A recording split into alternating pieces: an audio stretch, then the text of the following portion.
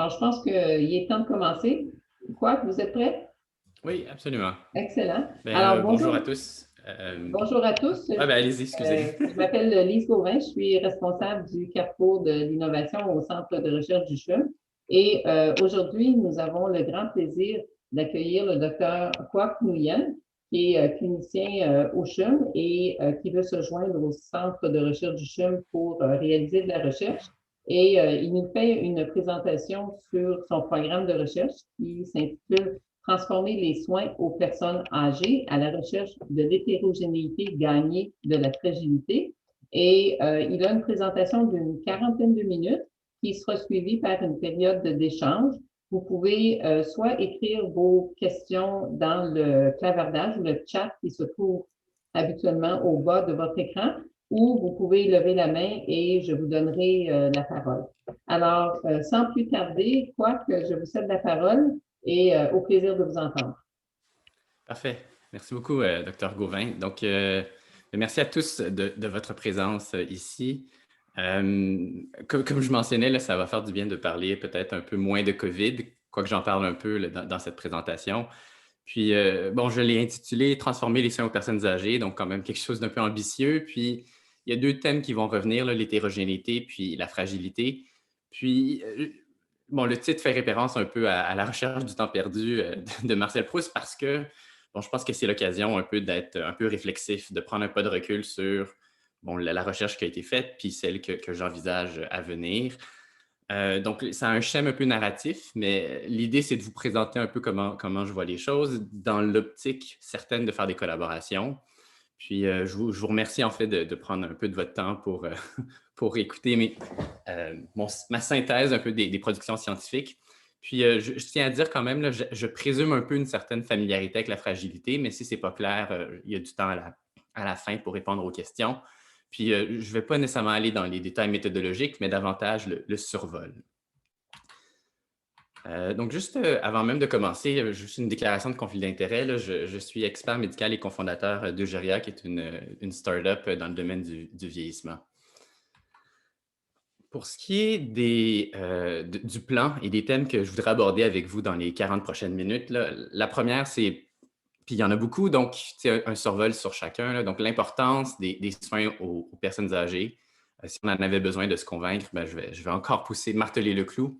La représentativité des personnes âgées en recherche clinique, le raisonnement et les processus cliniques, plus particulièrement en gériatrie, l'impératif clinique de la recherche clinique, l'hétérogénéité et la fragilité, puis finalement, pour ceux qui sont un peu plus inférence causale, là, un petit pont vers la généralisabilité et la transportabilité. Puis, à quelque part, là, le but de la présentation, c'est de faire le pont entre quelques travaux de recherche, puis essayer de trouver encore un fil conducteur qui pousse vers les prochaines années de recherche pour moi. Je suis quand même, j'en ai profité pour être un peu conceptuel, mais je pense qu'il est très important de l'être quand on parle des personnes âgées, de méthode, puis un peu de raisonnement clinique, là. L'objectif, puis je vais vous présenter peut-être quelques travaux qui sont très variables, qui peut-être trouvent leur point commun dans ce diagramme de Venn. Les gériatres, on aime beaucoup, là, comme cliniciens, parler d'interdisciplinarité, puis je pense que le carrefour de l'innovation que vous voyez en plein milieu, là, le CI, a peut-être un peu cette philosophie-là. Puis je pense que ma présentation s'inscrit là-dedans. Donc, forcément, mes domaines d'expertise ou mes domaines d'intérêt, d'abord, c'est la gériatrie, donc l'aspect très clinique, l'aspect soins aux personnes âgées. À côté de la gériatrie, puis on l'a vu avec la COVID, il y a tout l'aspect société, santé publique, la place des aînés, du vieillissement, le troisième âge là, dans la nouvelle société dans laquelle on vit. Donc, ça, c'est un pan de la présentation. Si on prend l'autre cercle, il y a l'aspect du raisonnement clinique. Déjà, comme clinicien qui fait de la recherche, il y a des ponts qu'on est capable de faire, mais je pense qu'ayant un intérêt et une formation quand même en pédagogie médicale, il y a aussi des ponts, il y a un intérêt entre comment on réfléchit cliniquement, comment ça s'inscrit par rapport aux méthodes très formelles d'épidémio, mais aussi comment notre raisonnement est différent quand on parle de personnes âgées. Donc, c'est cette idée ici, là, je vais prendre le pointeur, de l'impact de la prise de décision clinique, comment la gériatrie et comment l'épidémiologie peut changer ça et comment la recherche qu'on fait tous peut altérer notre raisonnement clinique, notre prise de décision. Je veux quand même aborder rapidement, là, mais l'idée de concept nosologique. Fut un temps où la recherche s'intéressait à des maladies très clean, c'est-à-dire la tuberculose, le VIH ou avant ça le choléra. Mais alors qu'on avance, alors que maintenant l'épidémiologie s'intéresse davantage à des maladies chroniques non infectieuses, et au vieillissement, je pense qu'il y a des nouveaux concepts neurologiques qui ont émergé et la place de ces concepts-là en termes de méthode épidémiologique, de raisonnement clinique et de vieillissement, je pense, mérite discussion. Je vous amène aussi un peu à parler de représentativité, c'est-à-dire cette idée de la population qu'on recrute dans nos études cliniques particulièrement. Est-ce qu'elle représente bien la population qui en a besoin? Puis ça, c'est un peu à l'interface de la gériatrie puis des méthodes. Puis encore une fois, là, je finirai en parlant un peu de généralisabilité. Est-ce qu'elle est nécessaire et qu'est-ce qu'on peut faire quand je parle de transformer les soins aux personnes âgées? Qu'est-ce qu'on peut faire pour favoriser, améliorer la transportabilité et la généralisabilité? Il y a quelques mots qui sont impossibles à prononcer. Là. Il y a CHSLD et généralisabilité. Vous me pardonnerez à l'avance. Donc, pour commencer, donc, personnes âgées, recherche et impératifs cliniques. Donc, si vous aviez besoin que je vous convainque que les soins aux personnes âgées vont être notre présent et certainement notre futur, bien, il y a 3 images que j'utilise régulièrement. Là. La première, c'est cette fameuse pyramide de la population qui n'en est pas vraiment une, là, comme vous pouvez voir. En fait, je pense que c'est plus un bulge de la population qu'autre chose, mais on voit très bien que les baby boomers euh, composent une bonne proportion de la démographie du Canada, du Québec tout particulièrement, et que ces baby boomers-là entrent dans le 65-75 ans et dans les 30 prochaines années, ben, vont profondément changer la démographie québécoise et à quelque part, bien, les soins de santé.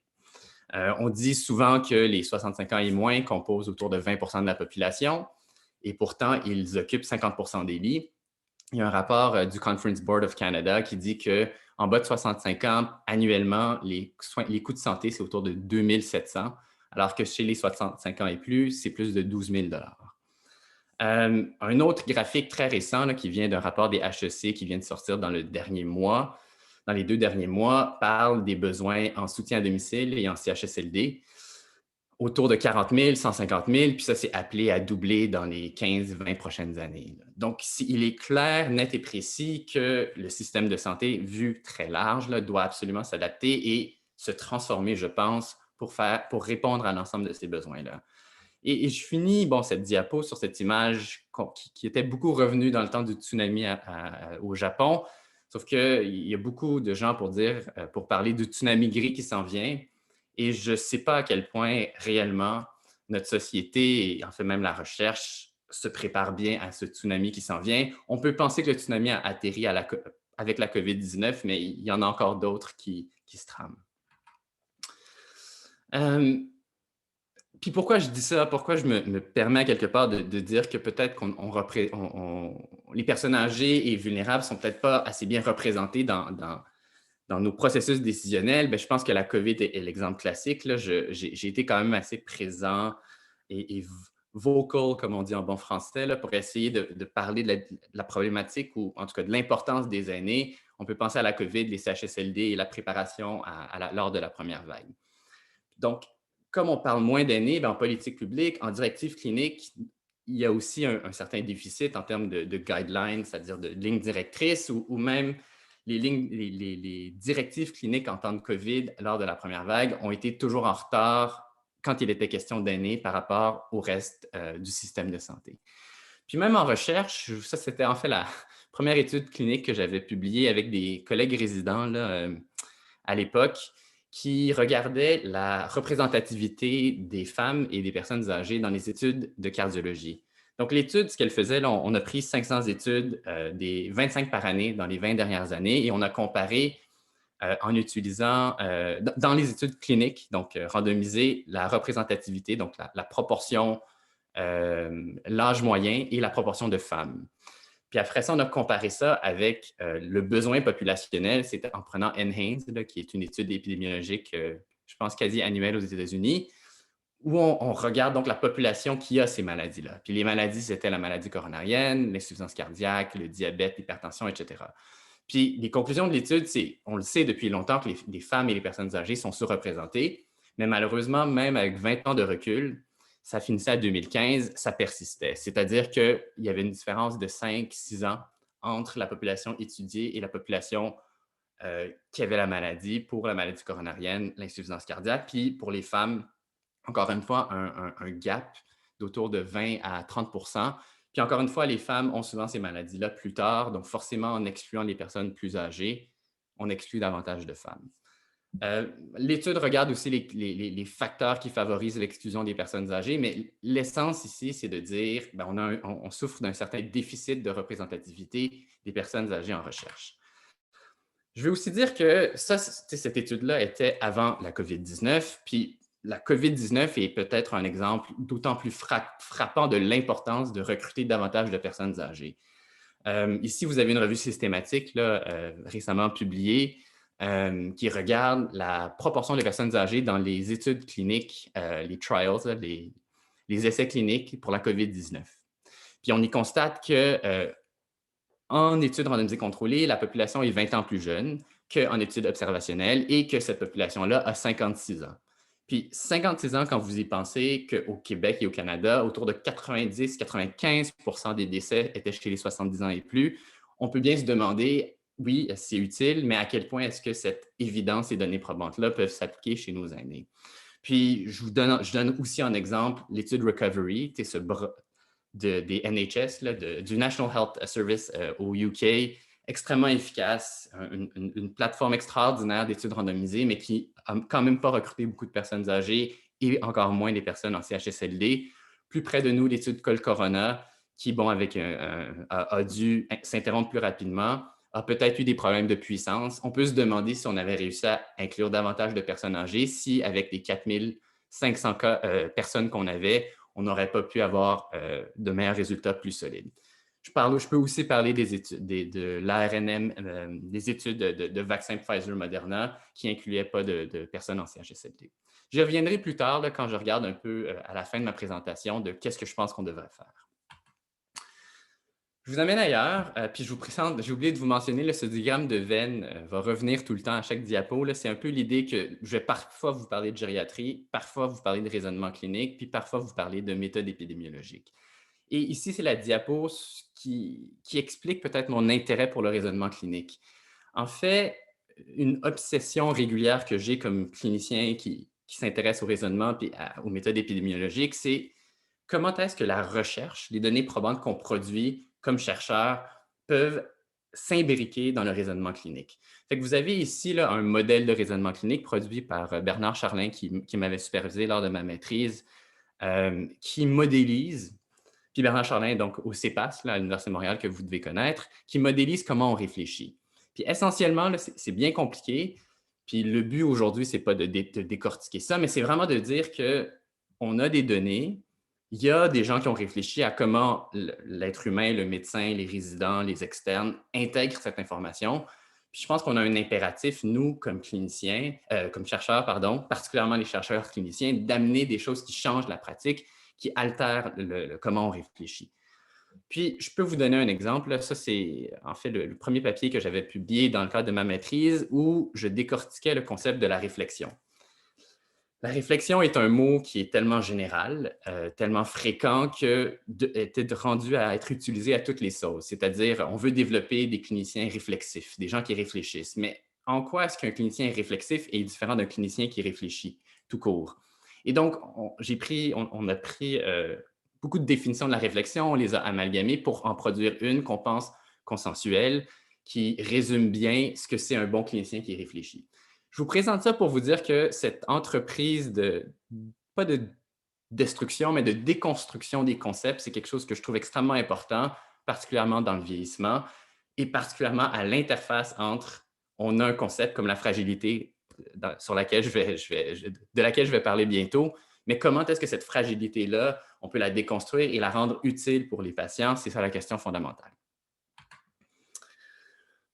Donc, pour taper sur le clou encore davantage, il y a tout ce pan de la recherche qui s'appelle le knowledge translation. Puis, à quelque part, il faut se demander, oui, on peut prendre le knowledge translation. Souvent, c'est perçu comme étant, la recherche a ses résultats, comment je prends ces résultats-là et comment on les transfère à la clinique. je pousserais le questionnement plus loin, la réflexion plus loin en disant, est-ce que la recherche elle-même peut être réfléchie de telle sorte à être davantage translatable, c'est-à-dire davantage qu'on puisse faciliter son implantation au départ même de la recherche, plutôt qu'une fois que la recherche est complétée, se demander comment on peut faire. Puis je prends pour exemple Sandra Greenland, qui est un mathématicien de base, mais recyclé en épidémiologiste aux États-Unis, qui est très critique souvent à comment on a constitué l'épidémiologie et comment nos méthodes fonctionnent. Donc, sans dire que je veux faire une entreprise de démolition comme Sandra Greenland, je pense qu'il faut, par moment, prendre un pas de recul et se dire, ben, on a plein de concepts, dont la fragilité, on a des personnes âgées qu'on veut aider, on a des processus de raisonnement. Comment est-ce qu'on met tout ça ensemble? Est-ce qu'il y a une manière de faire mieux, encore, transformer les soins aux personnes âgées que ce qu'on fait? Puis, ça trouve écho dans des débats qu'on a régulièrement en épidémiologie, c'est-à-dire l'idée que beaucoup de l'épidémiologie qui se fait actuellement, c'est de l'épidémiologie de facteurs de risque. C'est-à-dire on trouve des facteurs de risque, on n'est pas nécessairement capable d'intervenir, nécessairement capable de les moduler, mais pourtant, ça fait des papiers, ça fait des publications, fait qu'on continue avec du risk factor epidemiology. Il y a des gens pour dire qu'il faudrait réfléchir à trouver, à produire des données, des études qui soient plus consequential, donc qui ont plus d'impact sur les personnes âgées. Donc, gardez ça en tête. Je vais transitionner plutôt bientôt vers la fragilité. Juste avant de parler de fragilité en tant que telle, qui est le substantive, c'est-à-dire le contenu réel de mon PhD finalement, je voulais quand même vous parler d'un papier qui est en révision à l'heure actuelle dans le Journal of Clinical Epi. Beaucoup de travail derrière ça, là, puis je sais que Mark est ici pour en témoigner lui aussi. Mais une de mes préoccupations, comme je vous dis, c'est de prendre des études cliniques et se dire qu'est-ce que ça change à la pratique? Est-ce que c'est vraiment utile? Je pense qu'un bon exemple qu'on peut prendre, c'est tout ce qui a été publié dans la COVID. Vous regardez sur Twitter, vous ouvrez un preprint, une centaine d'articles probablement par jour sur la COVID. Mais comment savoir si cet article-là est utile ou pas? On a développé un modèle qui classifie les articles, qu'ils soient observationnels ou randomisés, en articles qui sont research domain, c'est-à-dire qui n'informent pas nécessairement la pratique, puis des articles qui changent la pratique. Puis on a élaboré et réfléchi là, sur un ensemble de 6 critères qui peuvent faire la différence entre des études qui sont du domaine de la recherche, très utiles, très importants, mais qui ne se rendent pas nécessairement en clinique, puis, et la différence d'études qui informent le raisonnement clinique et finalement des études qui changent la pratique clinique. Et je vais aller rapidement, là, mais les critères sont évidemment la validité. C'est pour qu'une étude soit du domaine produise des données probantes, il faut qu'elle soit valide. Mais ce n'est pas suffisant pour changer la pratique ou informer la pratique. Pour qu'une étude puisse informer la pratique, il faut que ses résultats ou il faut que son design nous donne une indication, c'est-à-dire une indication par cela, je peux donner un exemple, là, on peut fumer, puis on peut prouver que la cigarette cause le cancer. Si on n'a pas d'intervention pour retirer la cigarette si on n'a pas d'intervention pour retirer la cigarette, bien forcément, le fait de savoir que la cigarette cause le cancer ne mène pas à une intervention particulière et ne change pas nécessairement la clinique. Un exemple que je peux donner, c'est l'âge. On sait que l'âge prédit toutes sortes d'issues adverses, de résultats négatifs, mais est-ce qu'on est capable d'intervenir spécifiquement sur l'âge? Peut-être pas. Et donc, il faut regarder l'ensemble des études qui se produisent en se demandant est-ce que ça informe une indication. Après ça, évidemment, pour qu'une étude soit pertinente pour la pratique, il faut que celle-ci regarde une issue, un résultat qui soit pertinent cliniquement. Donc, une étude de biomarqueurs purs n'aura pas nécessairement une utilité clinique, alors qu'une étude qui regarde la qualité de vie ou la mortalité, oui. Donc, ça, c'est un autre critère important. Les 3 autres critères, rapidement, là, sont présents pour changer la pratique. C'est-à-dire que comme clinicien, on fait toutes sortes de choses, puis on reçoit toutes sortes d'études, certaines études qui informent comment on réfléchit. Mais pour changer ce qu'on fait dans la pratique, il faut que l'étude soit originale. Puis par original, j'entends qu'il faut que l'étude soit significative. Il y a une signification statistique et clinique. Il faut que les résultats nous poussent à faire quelque chose qu'on ne faisait pas déjà. Il faut de surcroît que l'étude ait évalué, l'étude elle-même ou l'ensemble des données en lien avec cette étude-là nous informe sur le risque-bénéfice exhaustivement. En d'autres mots, c'est le rofecoxib, le Vioxx. On avait une étude qui nous prouvait que ça diminuait les segments, mais pourtant, on n'avait pas nécessairement bien regardé l'ensemble des effets secondaires, ce qui fait que cette étude-là n'aurait pas nécessairement dû changer nos pratiques. Puis finalement, la transposabilité, j'y reviendrai plus tard, mais c'est cette idée que pour changer la pratique, il faut que les résultats de cette étude-là soient applicables dans mon contexte de pratique spécifique. Donc, encore cette idée, là, je vous ai parlé de gériatrie, je vous ai parlé de raisonnement clinique. Ça, c'est un peu une genre d'intégration où on intègre aussi l'épidémio là-dedans, les méthodes, et on se dit, bien, il y a tellement de papiers, comment est-ce que je peux déterminer que ce papier-là est utile? Puis aussi, bien, comment je peux faire mes études de telle sorte à ce qu'elles changent le plus possible la pratique, plutôt que simplement l'informer, ou plutôt simplement que d'être un peu fondamental comme recherche. Je vous amène à la fragilité, à ses limites, puis à l'hétérogénéité. Donc, portion un peu plus classique d'une présentation scientifique, là, la fragilité gériatrique est extrêmement populaire, foisonne en recherche. Je vous présente un graphique de PubMed de 1953 à 2021, puis il y a plus de 3000 articles publiés sur la fragilité au sens large en 2020. Sachez que peu importe le terme que vous allez utiliser, là, parce que en général, la publication scientifique explose, ben, il risque d'avoir une courbe exponentielle, mais certainement que la fragilité, même parmi les concepts étudiés, là, a certainement un intérêt perçu dans les 10 dernières années. Je donne comme exemple, comme témoignage, là, que vous avez ici les lignes directrices pour le diabète au Canada où on fait explicitement mention de la fragilité, l'index de fragilité. Et si l'index est haut, bien, on devrait viser des cibles de glycémie différentes. Si l'index est bas, on devrait viser des cibles de glycémie plus basses. Donc, dire que la fragilité, ça a une importance clinique dans ce guideline. Puis, plus près de nous, là, à la COVID-19, on a entendu parler des protocoles de triage, mais les protocoles de triage impliquaient de mesurer la fragilité pour déterminer quel patient méritait quel genre de traitement. La fragilité, malheureusement, puis ou heureusement, c'est un concept extrêmement compliqué. Je pense que Nadia Sourial pourra aussi en témoigner, mais si on le prend à son essence, la fragilité est un état de vulnérabilité augmentée à la réponse face aux stresseurs, puis elle prédit des issues négatives comme des chutes, l'institutionnalisation, des incapacités, l'hospitalisation et la mortalité. Puis l'idée de la fragilité, c'est qu'il y a une hétérogénéité, c'est-à-dire qu'il y a une variabilité entre les personnes âgées qui semble être plus grande que la variabilité entre les personnes plus jeunes. C'est-à-dire, vous prenez des gens de 50 ans entre eux, ils sont probablement moins différents sur toutes sortes de variables que des gens de 75, 85 ans et plus. Et cette variabilité-là, donc, semble déborder de l'âge chronologique. Et donc, les gens, depuis les années 60, puis peut-être plus depuis les années 2000 de façon plus sérieuse et dans les dernières années, se sont efforcés à essayer de trouver comment on pouvait capter cette hétérogénéité-là. Et donc, il y a deux modèles prédominants, là. Pour ceux qui connaissent ça, là, évidemment, il y a le modèle de Fried, qui est un phénotype de 5 critères. Il y a le modèle de Rockwood, qui est une moyenne de déficit cumulé. J'y reviendrai, mais la difficulté de la fragilité, c'est que la prévalence, évidemment, est hautement variable parce qu'elle dépend de la définition qu'on utilise, puis le seuil de fragilité.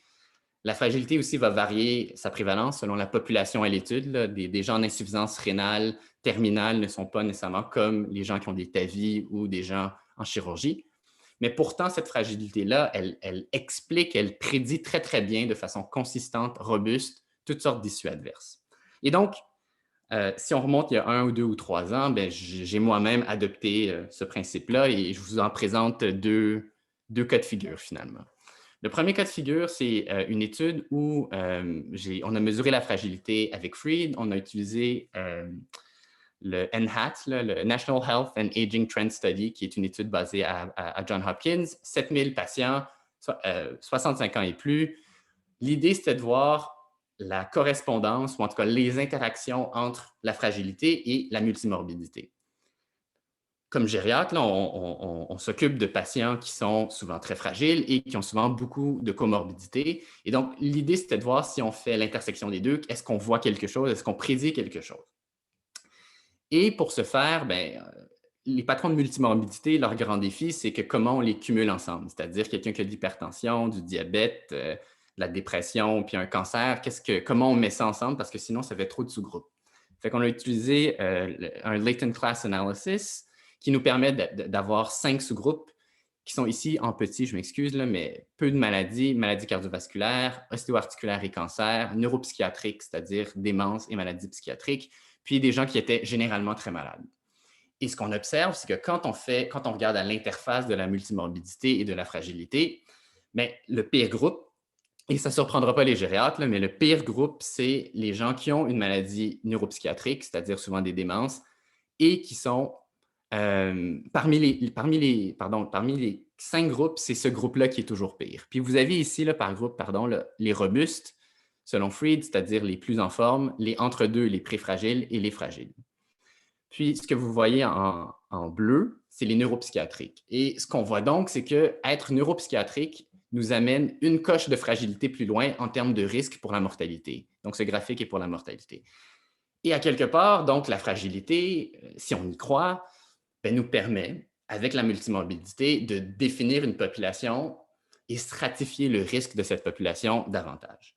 Puis, vous me voyez probablement venir, mais à cette étape-ci, si on croit à la fragilité puis on drink the Kool-Aid, voici ce qu'on peut faire avec celle-ci. Elle prédit quand même de façon intéressante des issues.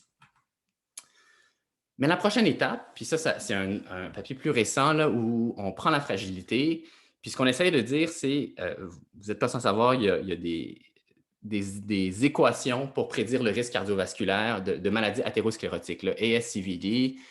Et ces équations-là ont été bâties à partir d'une cohorte de personnes âgées, de personnes jeunes et âgées. Puis, une des questions fondamentales cliniques, c'est à quel point est-ce que cette population-là, originale, on peut prendre leurs prédictions pour l'appliquer à des personnes âgées avec toute leur vulnérabilité.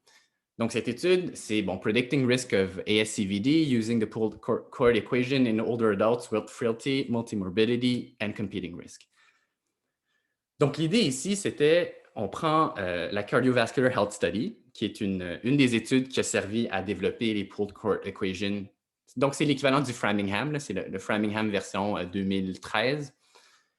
Donc, on prend une population qui a fait partie des populations étudiées et on regarde est-ce que ces modèles de prédiction-là fonctionnent bien, donc discrimination et calibration, en fonction de la fragilité, en fonction des groupes de multimorbidité comme à la diapo précédente, et, concept un peu complexe par moment, là, les risques concurrents, donc les competing risks. Est-ce que quelqu'un qui va décéder d'une autre maladie que la maladie cardiovasculaire va bénéficier ou non bénéficier d'un traitement?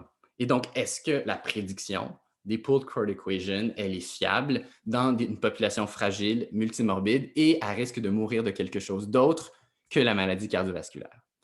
Et donc, les résultats, un peu compliqués, je m'en excuse, mais vous avez ici, dans les colonnes pleines, sont le risque prédit par les équations. C'est-à-dire, on met un ensemble de âge, je pense, hypertension, race, etc. Puis on obtient des prédictions qui ici varient en fonction de 4 classes de multimorbidité, c'est-à-dire des gens qui ont peu de maladies, des gens qui ont une maladie cardiométabolique, des gens qui ont une cognition faible, puis des gens qui ont des maladies musculo-squelettiques, des dépressions. Et donc là, dans les tours pleines, vous avez la prédiction, c'est-à-dire là, c'est 0, 20 40 En bleu, les hommes, en rouge, les femmes. Puis vous avez ici aussi les résultats par des sous-groupes de fragilité, c'est-à-dire robustes, préfragiles et fragiles. Les petits points ici, vert et vert pâle, sont la vérité, c'est-à-dire le résultat, mais estimé de deux façons. Encore une fois, parce qu'on a des risques concurrents. Il y en a un qui est le troué, représente si on ignore les risques concurrents, versus le plein, c'est si on les considère. Essentiellement, là, ce qu'on trouve, c'est qu'il y a quand même une discrimination, une calibration qui est incorrecte. On sous-prédit ou on surprédit on sous-prédit chez les hommes qui ont une maladie cardio-métabolique et on surprédit, attendez, là, il ne faut pas que je me trompe, mais c'est ça, on sous-prédit et on surprédit. Puis encore là, c'est intéressant à dire, là, mais le résultat est que finalement, ça ne change pas la pratique, ce qui explique que dans le fond, la distinction entre la sous-prédiction et la surprédiction est peut-être un peu moins importante. Mais essentiellement, ce qu'on trouve, c'est que grâce à la fragilité ou à la multimorbidité, on voit que la calibration générale du modèle, elle est moins bonne. Puis je vous en parle, mais la calibration, la question qu'on doit se poser, c'est oui, la calibration est moins bonne, la discrimination, elle est correcte, mais la calibration est moins bonne. Si la calibration est moins bonne, est-ce que ça change notre prise en charge clinique? Puis la vérité, c'est que malheureusement, puis ça, c'était un des reviewers qui nous disait ça, il est vrai que dès qu'on est à plus que 20 de risque, on devrait initier une thérapie, par exemple des statines. Puis le graphique ici, encore petit, là, mais démontre que la mauvaise calibration, elle n'a pas lieu en bas de 20. Elle a vraiment lieu à 20, 30, 40, 50 de prédiction de maladies cardiovasculaires à 10 ans. Ce qui veut donc dire que oui, le modèle n'est pas parfait, mais il a été calibré là où ça compte, where it matters. Alors que en utilisant la fragilité, la multimorbidité et les competing risks, on trouve que c'est mal calibré, mais probablement pas à un endroit qui change beaucoup la pratique. Fait que ça nous faisait conclure à ce moment-là que oui, la calibration était mauvaise, mais en réalité, elle était mauvaise à une section de la calibration qui ne nous importait pas tant que ça. Et je vous dirais, là, ces deux études sur la fragilité me forcent à un certain pas de recul en me disant, est-ce qu'il y a des limites à, oui, prédire, à mesurer, puis est-ce que vraiment ça change le devenir de mes patients? Puis, ça devient vraiment, la question est un peu pour l'avenir, pour les 10-20 prochaines années de recherche, la fragilité, so what? Puis je sais que Nadia Sourial a un très bon papier où on regarde la discrimination supplémentaire de la fragilité. Puis c'est un peu cette même question-là. Là. Puis il y a peut-être deux autres limites que je vais aborder avant de passer au sujet du futur de la fragilité. La première, c'est une limite sur la mesure. Donc, jusqu'à maintenant, j'ai pris la fragilité, je vous ai parlé un peu de ces concepts, c'est-à-dire de comment on la mesure, puis des modèles, mais on n'est pas rentré dans le nitty-gritty de comment ça se mesure pour vrai. Puis après ça, je parlerai aussi de l'utilité clinique de la fragilité.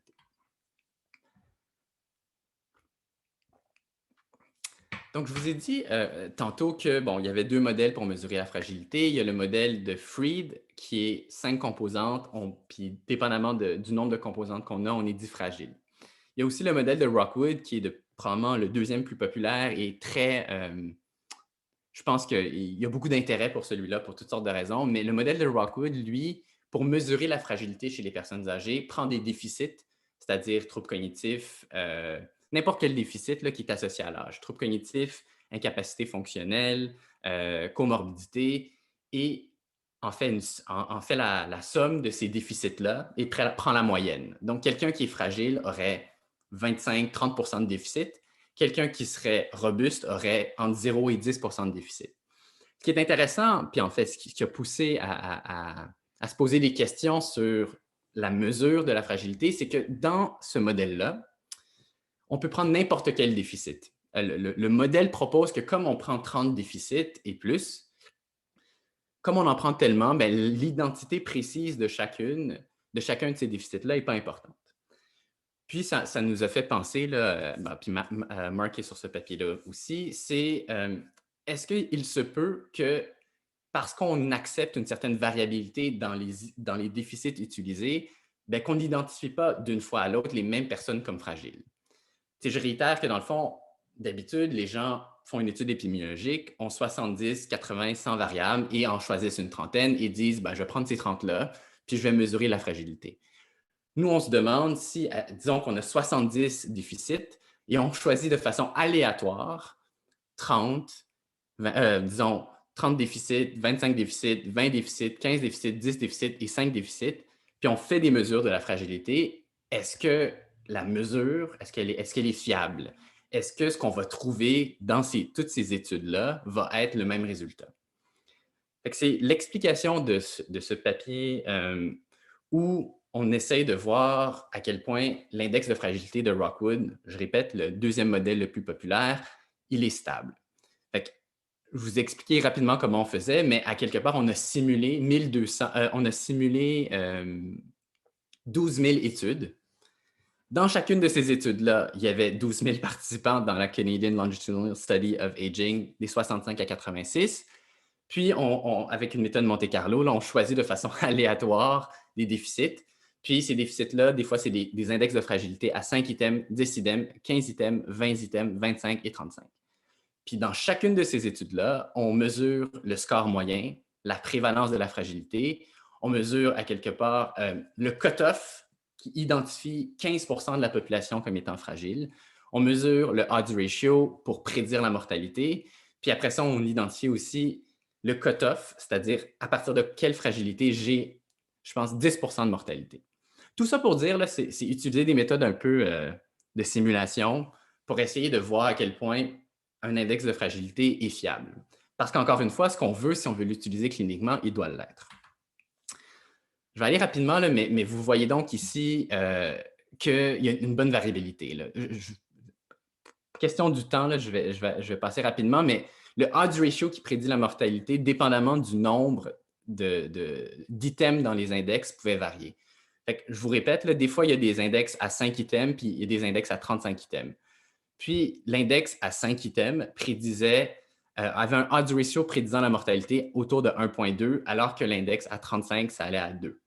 Puis, disons, la probabilité de décéder avec un index de fragilité de 0,28 était nettement plus basse lorsqu'on utilisait des index à 5 items que lorsqu'on utilisait des index à 35. Et je réitère que c'est le même bassin de 70 déficit qu'on a utilisé.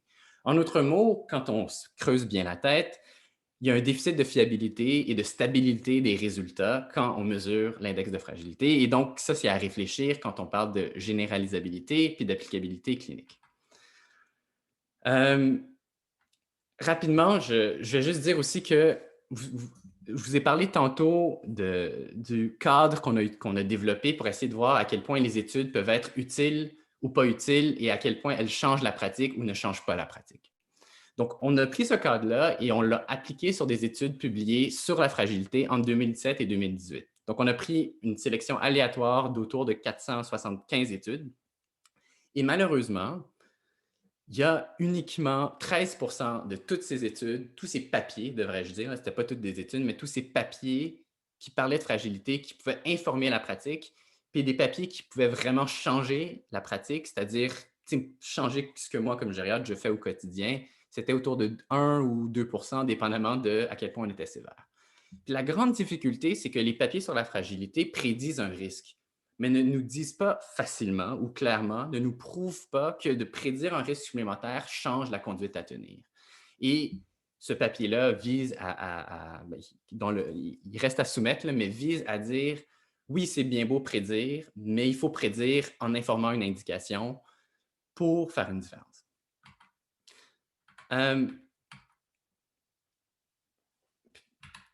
Toutes ces questions-là, puis je vous ai partagé beaucoup, je m'en rends bien compte, là, mais la question devient, bien, la fragilité, il y a beaucoup de papiers, on peut faire toutes sortes de belles affaires méthodologiquement, puis de prédire des belles choses, mais est-ce que ça fait une différence? Puis, qu'est-ce qu'on mesure quand on mesure la fragilité? Puis, je veux juste aborder ce papier, encore avec Marc aussi, où on se demande, vous savez, la fragilité, je vous l'ai mentionné, là, mesure à quelque part l'hétérogénéité. C'est de mettre un nom ou un nom objectif sur cette variabilité chez les personnes âgées. Mais la vraie question, c'est est-ce qu'il y a vraiment une hétérogénéité supplémentaire chez les personnes âgées? Tous les gériatres, les gérontologues le répètent, mais il n'y a pourtant pas de très bonnes données empiriques pour le prouver. Donc, on s'est donné cette tâche-là et on a regardé en utilisant des méthodes un peu particulières, là, de est-ce qu'il est vrai que les personnes âgées sont plus hétérogènes les unes par rapport aux autres comparativement aux personnes plus jeunes. Puis, ce faisant, bien, pour y arriver, ce qu'on a fait, c'est qu'on a pris encore l'étude longitudinale du vieillissement du Canada. On a 30 000 participants de 45 à 86 ans, puis on fait des régressions par âge. On prend les résidus, puis on re-régresse pour voir est-ce que l'âge prédit ou non les résidus.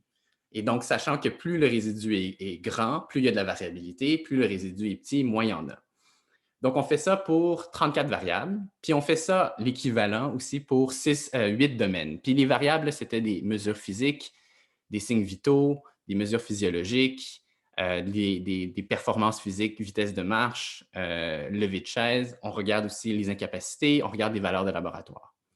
Puis ce qu'on observe, puis vous le voyez ici là, rapidement, c'est que la variabilité, elle semble augmenter jusqu'à l'âge de 70 ans, mais après ça, elle se met à décroître. Puis une de ces raisons-là, c'est principalement parce que les valeurs de laboratoire semble être très variable d'une personne à l'autre, pour à âge égal, jusqu'à 70 ans. Puis après ça, il faut croire que les LDH, les HDL, la TSH, etc., semblent converger alors qu'on vieillit.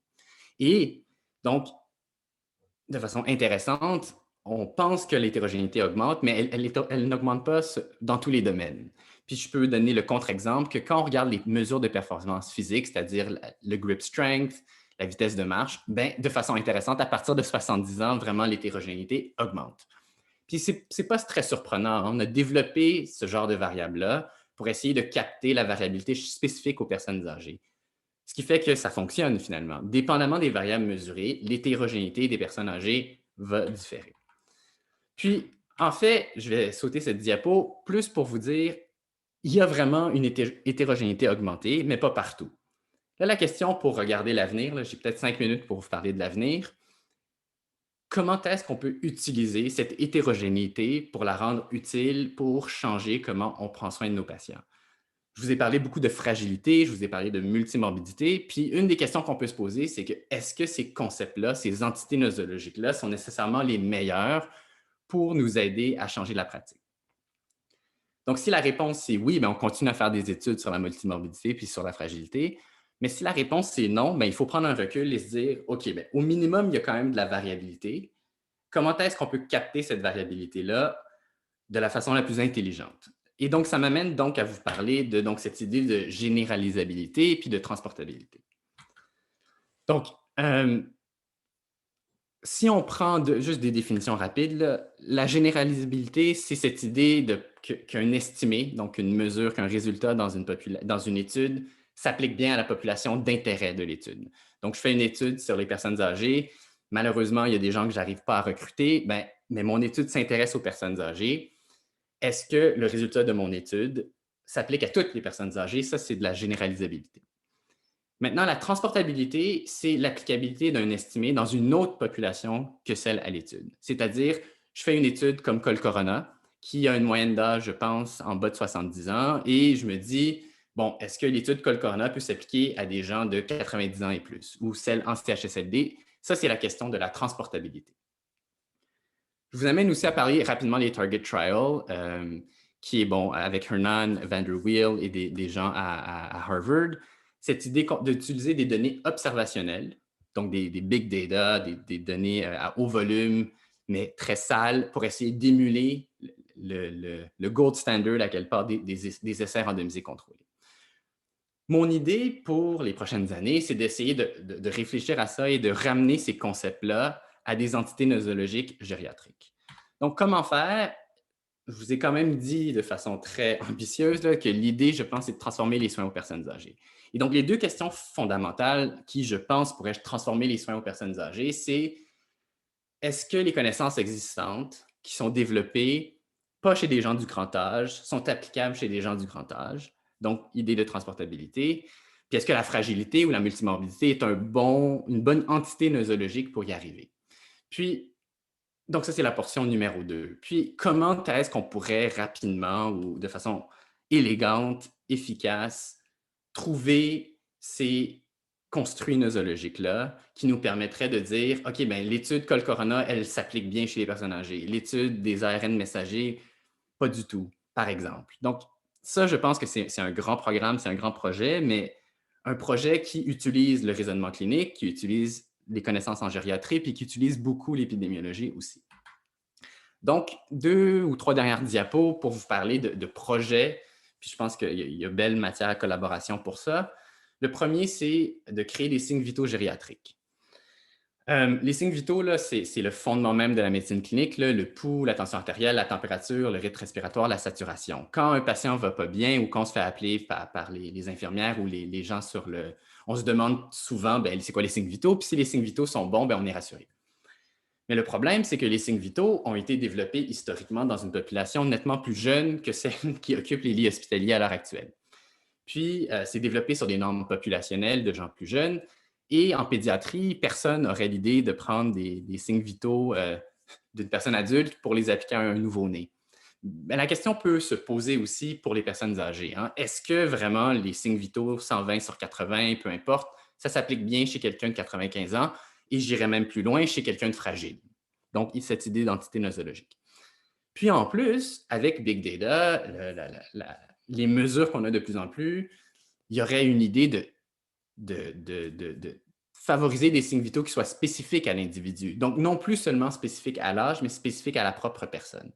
Les Apple Watch de ce monde ont un peu de ça. Tous les modèles longitudinaux, time series, veulent prédire tout ce qui est outlying. Fait que c'est de prendre cette idée-là et de l'appliquer à l'ensemble des signes vitaux pour les personnes âgées. Fait que cette idée, c'est, puis il y a un protocole qui a été écrit en phase préliminaire, ça reste à raffiner évidemment, mais ça serait de prendre les données de Citadel, du MUHI, de trouver dans cette population hospitalisée et en clinique externe des états de santé qu'on dirait stables, les utiliser pour faire des normes populationnelles par âge et spécifiques à chaque individu, et après ça, simplement les tester leur habilité prédictive en termes de diagnostic, d'intervention et de mortalité. Viendra un point où, si ça fonctionne bien, il y aurait même moyen de créer des nouveaux signes vitaux. Puis quand j'entends signes vitaux, c'est-à-dire c'est simplement des choses très disponibles qui peuvent prédire des issues de façon très large. Donc, je pense à l'hémoglobine, la créatinine, la troponine, pas juste pour les maladies cardiaques, mais peut-être pour les décès, les index de choc, le rapport neutrophile-lymphocyte. Donc, ça, c'est un premier projet qui, encore, je pense, pourrait changer les soins aux personnes âgées. Le second projet, avant d'aller à la conclusion, serait, puis ça, encore un protocole, j'ai parlé de ça avec le docteur Pierrette Gaudreau, puis d'autres personnes dans le service de gériatrie, mais je vous ai parlé de transportabilité, je vous ai parlé de généralisabilité, je vous ai dit que les personnes âgées étaient sous-représentées.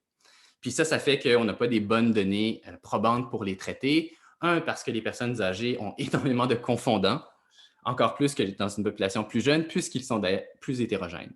Il y a aussi des problèmes de validité externe parce que, justement, tous ces confondants-là sont aussi des effect modifiers qui font que une étude faite dans des 70 ans parfaitement en forme, comme l'étude SPRINT sur la tension artérielle, peut ne pas s'appliquer en CHSLD ou dans les unités de courte durée gériatrique, UCDG.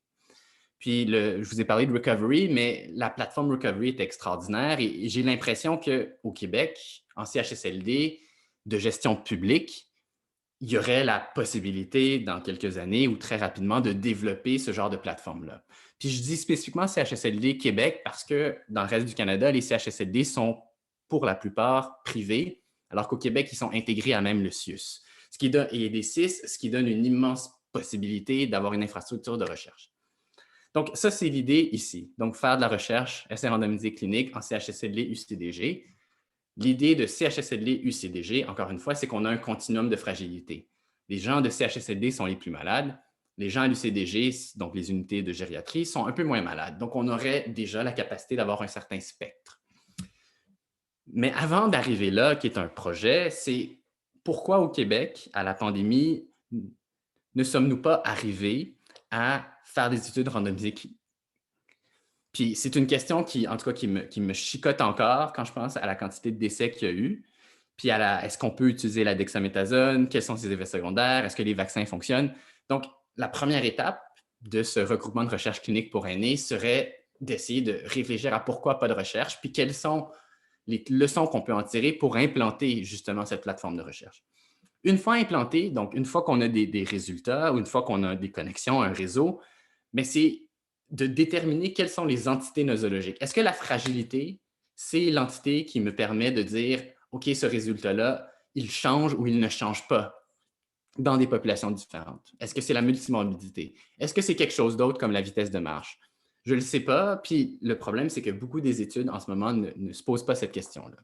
Puis une fois qu'on a un beau modèle qui fonctionne bien en RCT, le gold standard, c'est de trouver, de faire une correspondance dans des devis observationnels. Est-ce qu'on est capable, un peu comme le Target Trial de Hernan et collègues, est-ce qu'on est capable d'émuler, en utilisant des données observationnelles, l'aspect de transportabilité et généralisabilité? Donc, pas seulement le résultat lui-même, mais est-ce que ce résultat-là fluctue en fonction de d'autres variables? Donc, c'est un degré de complexité supplémentaire, mais je pense qu'avec une bonne infrastructure qui réfléchit spécifiquement à la question de la transportabilité, on pourra, en tout cas au moins, essayer de le transposer à des devis observationnels. Donc, ça, c'est deux projets. Je conclus en vous rappelant un peu ce que j'ai essayé de vous partager comme survol, l'importance des soins aux personnes âgées. la représentativité des personnes âgées en recherche clinique, comment est-ce que nos recherches peuvent s'implanter dans les processus cliniques, qu'il faut faire une différence. On ne peut pas juste, je pense, en tout cas comme clinicien-chercheur, regarder seulement les recherches sans penser à leur utilité. La fragilité a ses limites, très intéressant, mais je pense qu'il faut aller plus loin. L'hétérogénéité a probablement un immense potentiel, puis il faut juste trouver le bon cadre pour l'utiliser en termes de généralisabilité et transportabilité. Puis je pense que le tsunami est encore là. Fait que la question, c'est est-ce qu'on va relever ou non le défi. Donc, juste en finissant, je vous remercie de votre attention. Je remercie le service de gériatrie. Là. Je pense que le Dr Gaba est là, puis les collègues cliniciens-chercheurs aussi. Juste remercier Tina, Erica et Mark qui est présent du doctorat. Donc, j'ai parlé vite, c'est un peu mon style, mais je suis prêt pour les questions si vous en avez. Merci beaucoup. Absolument. Alors, on voit des applaudissements dans la salle. Alors, merci pour cette présentation qui était riche en enseignements et de belles démonstrations de l'utilisation des données à des fins pratiques. On a déjà une question qui nous vient de Fabrice Brunet. Alors, Fabrice, si vous voulez ouvrir votre micro, on va vous laisser la parole. Merci tout d'abord, Dr Nguyen. C'était une conférence extrêmement intéressante et je vous en remercie. J'ai en fait deux questions très brèves. La première, c'est lorsque vous parlez de l'index de fragilité ou de multimorbidité. Cet index va évoluer chez une personne donnée en fonction de différentes circonstances. Bon, la Covid, par exemple, nous a montré que ça pouvait être un facteur de modification de la fragilité, non pas obligatoirement lié à la maladie, mais peut-être à l'impact de la maladie sur l'environnement qui a transformé beaucoup cet index de fragilité et de multimorbidité. En particulier, l'équilibre de ces maladies sous traitement ou pas va être un facteur important. Comment et quand analysez-vous la variabilité de l'index que vous mesurez et à partir de quel moment il va falloir changer de catégorie lorsque le patient modifie son index de vulnérabilité ou de fragilité ou de multimorbidité pour prendre votre décision? C'est une très bonne question qui touche à, merci pour la question, c'est ça, qui touche à la mesure de la fragilité et qu'est-ce qu'on mesure quand on la mesure? Est-ce qu'on mesure l'état basal du patient? Est-ce qu'on mesure l'état évolutif du patient? La réponse n'est pas évidente. D'abord parce que les études qu'on a sont rarement longitudinales. Donc, puis encore une fois, une question très simple, est-ce que c'est l'étape basale qui est prédit ou c'est le changement qui est davantage prédictif des issues? Est une question à laquelle la littérature ne répond pas très bien. Donc, premier élément de réponse, c'est plate à dire, mais il n'y a pas beaucoup d'évidence pour nous dire clairement lequel on devrait utiliser. Ce qu'on sait, par exemple, c'est que le niveau de fragilité mesuré a une incidence. C'est-à-dire que si on compare des gens non fragiles et fragiles, là, on est capable de prédire quelque chose. Mais de dire, ah ben voici le bon seuil à partir duquel je change ma décision clinique est une question nettement plus délicate. Et mon constat, c'est que les gens ne s'y penchent pas suffisamment. Et donc, je n'arrive pas à répondre à votre question en utilisant les données qui existent. Mais je peux répondre à votre question en disant que c'est exactement le genre de questions auxquelles il faut des réponses si on veut bien utiliser ces entités nosologiques-là que sont la fragilité. Parce que sinon, tout ce qu'on fait, c'est dire ça va mal aller, ça va bien aller, ça va mal aller, sans être capable de changer la trajectoire, puis de justifier le changement de trajectoire. Et la question, c'était par rapport aussi au triage dont vous avez fait état à un moment donné. Je comprends, oui. Et en fait, peut-être que même cet index pourrait être réversé si on améliore, par exemple, la condition du patient, qui fait en sorte qu'on pourrait peut-être renverser la décision. Vous avez tout à fait raison, oui. La deuxième question que je voulais vous poser, c'est vous parler de généraliser. Pas facile ce mot, il est vraiment pas facile. Mais d'un autre côté, on pourrait opposer personnalisation. Parce que finalement, ce que vous êtes en train de décrire, c'est qu'il n'y a peut-être pas d'unicité dans l'évolution des personnes âgées en fonction de nombreux facteurs. et de généraliser et de transférer des connaissances à partir de cohortes ou de données statistiques chez la personne âgée, ce ne sont peut-être pas la bonne solution. Vous avez évoqué l'intelligence artificielle, les analyses de données multiples, qu'elles soient propres ou qu'elles soient moins propres. Mais peut-être que si on va vers une personnalisation, c'est peut-être aussi un axe de recherche que vous pourriez peut-être discuter. Absolument. Il y a une tension omniprésente dans ma réflexion qui est l'épidémiologiste qui pense à les populations et le clinicien qui voit le patient individuel. Et les trials N égale 1, j'y crois. Puis j'y crois plus que la plupart des épidémiologistes, mais je crois aussi que la personnalisation, donc N égale 1, si on est capable de la reposer, de la faire reposer sur des données statistiques un peu plus solides où, à la place de prendre le grand groupe, là, on fait des analyses de sous-groupes, mais des sous-groupes réfléchis. Alors là, oui, on va personnaliser en regardant des gens qui nous ressemblent énormément, plutôt que simplement penser à l'effet marginal, là, le marginal effect. Donc, absolument, là, ça fait certainement partie de la réflexion quand je parle de transportabilité, puis jusqu'à quel point on peut réduire en ayant des bonnes données probantes. Peut-être que ce qu'Israël a fait avec la vaccination sur la population des HMO, en particulier de Clalit avec qui on travaille, permet de voir la réponse en milieu réel grâce à l'intelligence artificielle, de réponse de ces patients âgés par rapport aux autres patients et de répondre sans qu'on soit obligé de faire des RCT habituels. Tout à Merci fait. en tout cas, merci beaucoup. Merci pour ces questions et ces réponses. Alors, il y a Michel Stanton-Jean qui a levé la main, Nadia qui a ouvert sa caméra, donc je présume qu'elle a des questions et quoique l'a cité quelquefois, fait qu'on va lui céder la parole. Mais juste avant de donner la parole à Michel, je voulais mentionner que Yanouche nous avait dit présentation très intéressante, mais la principale raison pour laquelle les personnes âgées fragiles sont exclues de la plupart des essais cliniques et que l'accent, comme sur la FDA et Santé Canada, est mis sur l'efficacité et non sur l'efficience. Alors, c'est un autre enjeu qui est là. Alors, Michel, à vous la parole et ensuite, ça sera Nadia. Puis ensuite, il y aura la personne qui s'identifie comme 890228 qui aurait des questions aussi. Michel, à vous la parole.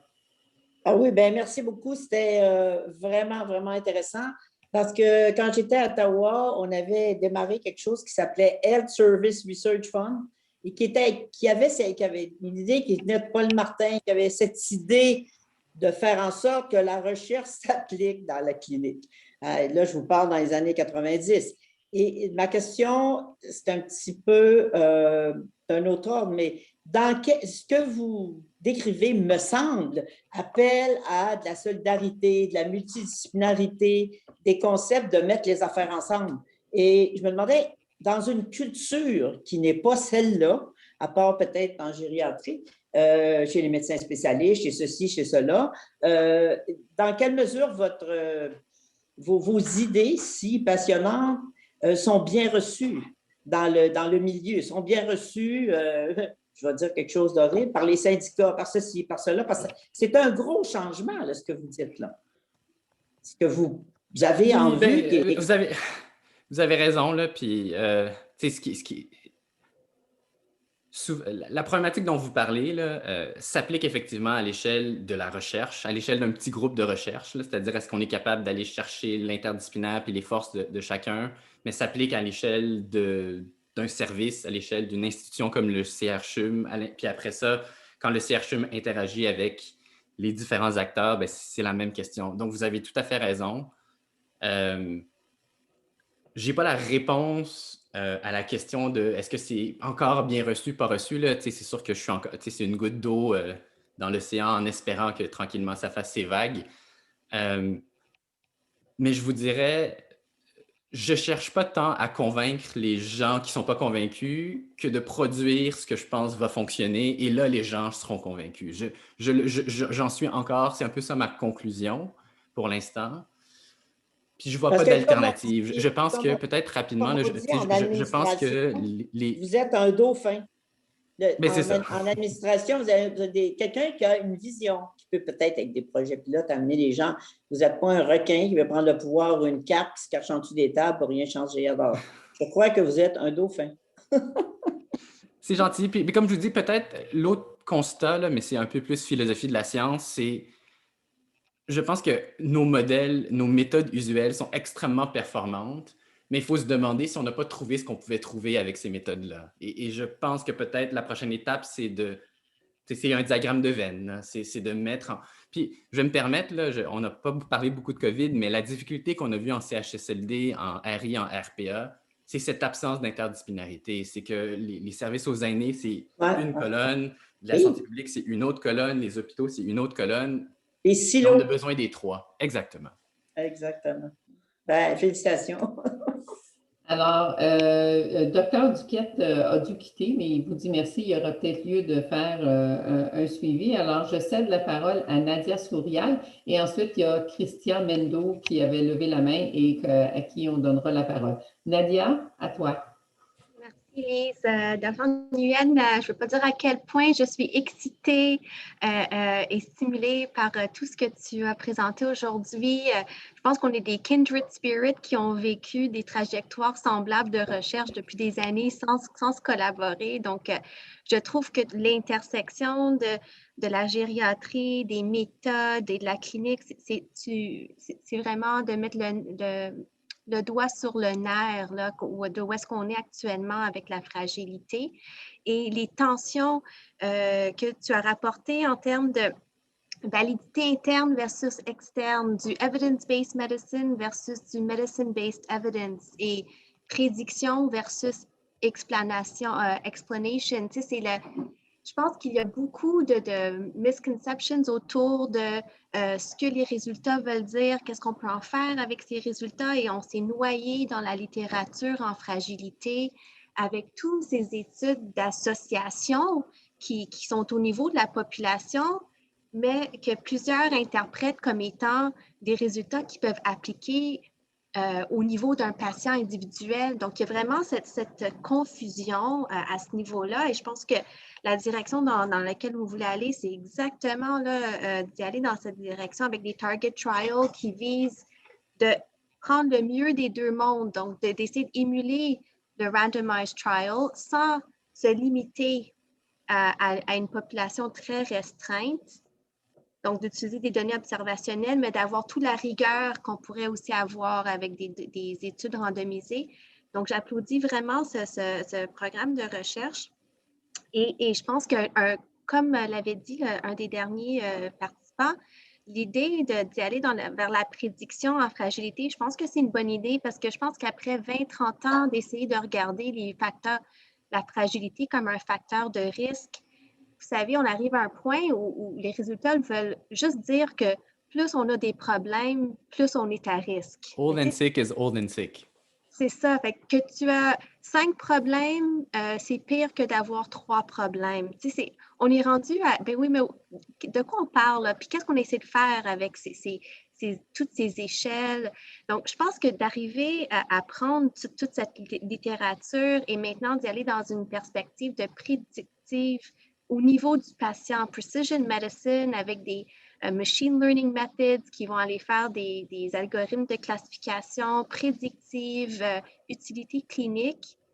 Je pense qu'on en est rendu là pour essayer d'arriver à un outil qui va pouvoir vraiment venir en aide aux cliniciens et qui ne risque pas cette confusion entre toute la littérature populationnelle et ce risque d'interprétation clinique prognostique. Donc, je pense que c'est vraiment un très beau programme que vous proposez, puis beaucoup à se reparler probablement prochainement. Merci. Absolument, avec plaisir.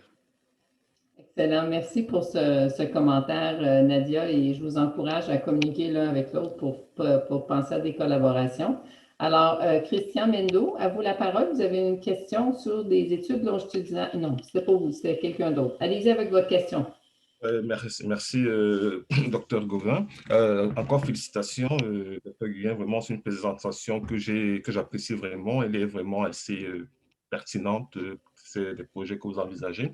Mais je travaille sur la fragilité aussi avec le Dr. Kieser dans mon PhD en épidémiologie et j'aborde les questions plus de fragilité physique, là, c'est-à-dire les Frady phenotype, contrairement à vous qui, je vois que vous êtes un peu plus intéressé à l'index de fragilité.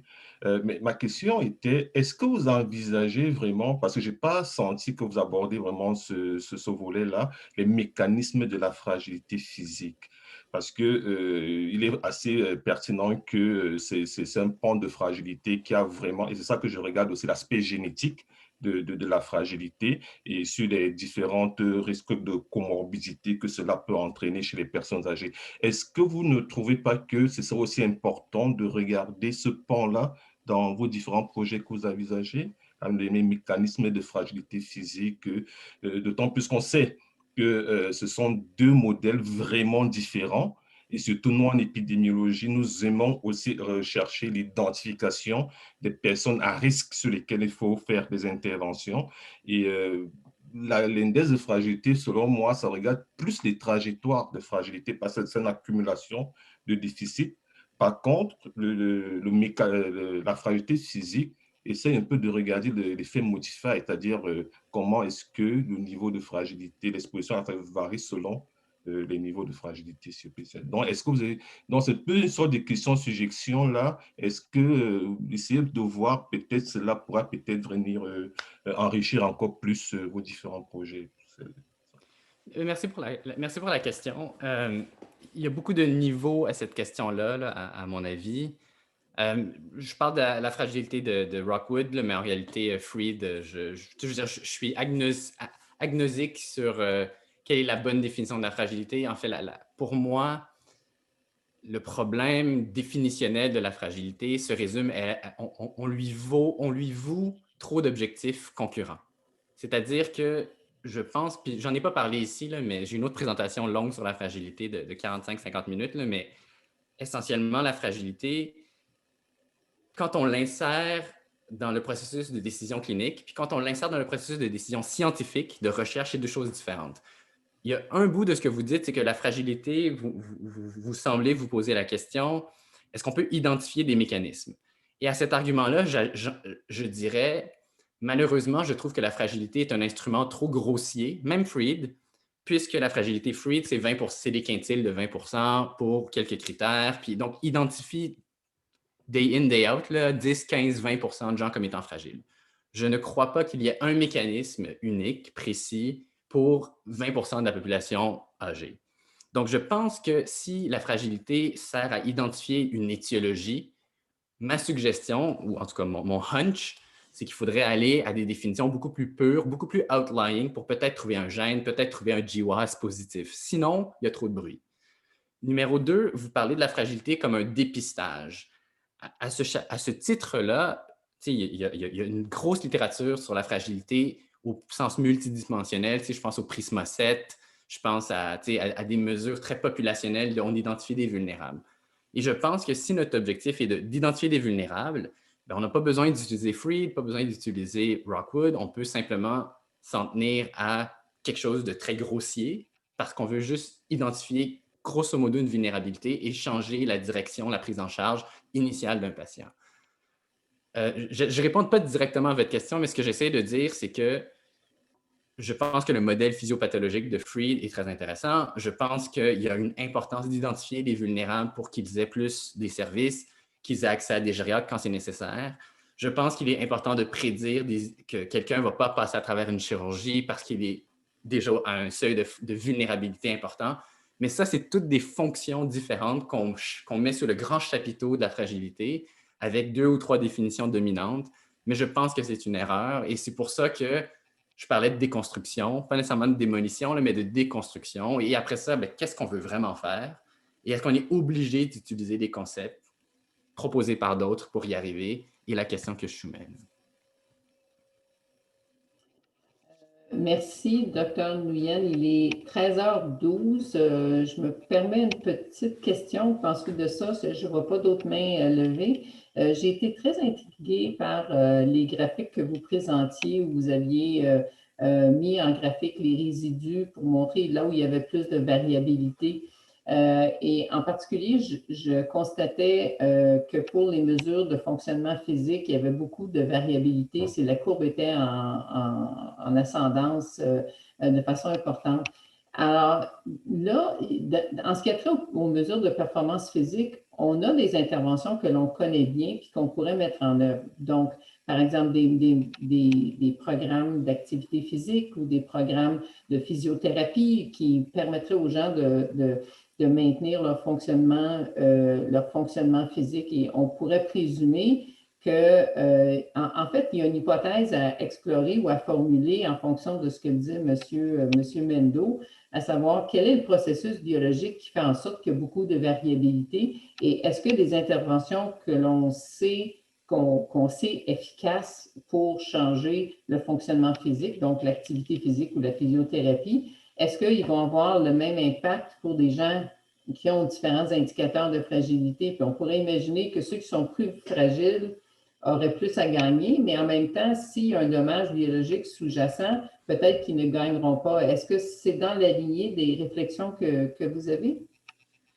Merci énormément pour la question. Je suis passé vite sur l'hétérogénéité, mais il y avait une autre diapo qui était les conclusions à tirer de des résultats qu'on a en analysant les résidus, l'hétérogénéité, la variance effective.